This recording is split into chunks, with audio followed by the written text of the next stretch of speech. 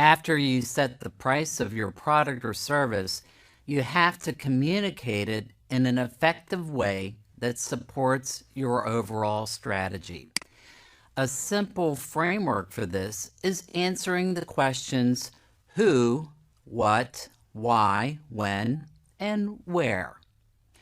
Your target audience, of course, is who you want to communicate to, but it's more than just potential customers.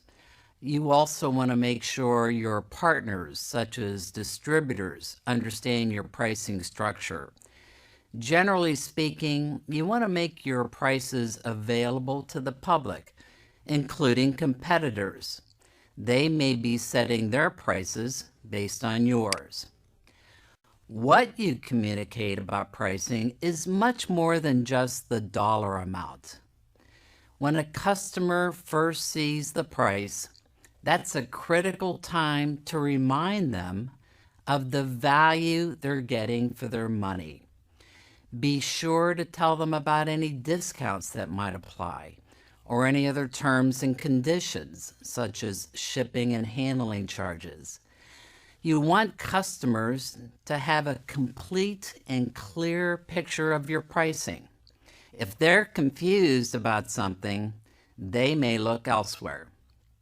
And this is the main reason why you communicate price.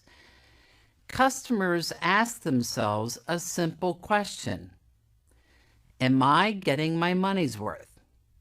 You need to help them answer this question, or they'll do it by themselves, and they may come up to the wrong conclusion.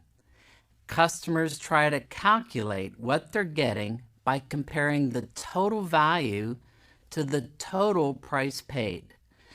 The easier you make it for them, the more they'll understand your offering. When you communicate the price depends on several factors.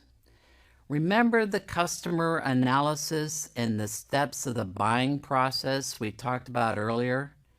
That analysis helps you understand what factors are most important when buying your product.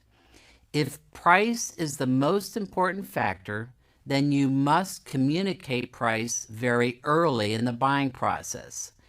If it's not the most important factor, then you want to communicate it later during the phase where customers are evaluating their alternatives.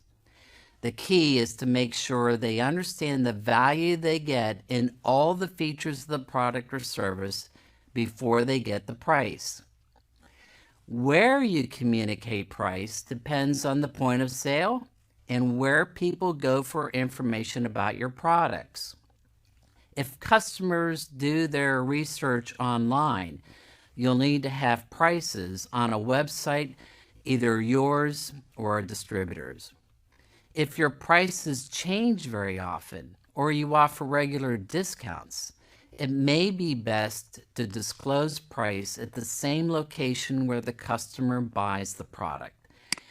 Think about the touch points of the customer experience and where those occur physically. Then, select the location for disclosing the price that helps the customer make the connection between price and value.